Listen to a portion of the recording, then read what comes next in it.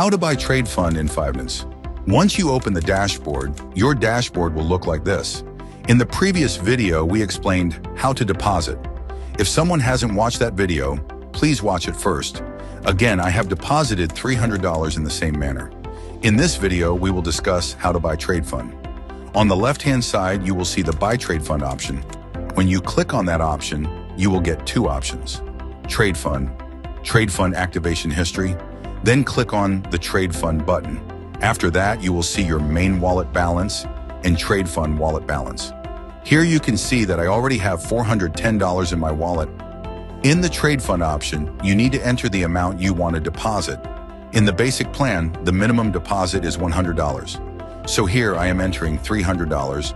Then I need to click on Initiate Purchase. Done. This pop-up appeared, Trade Fund Buy Successfully. Now $300 has been deducted from my main wallet.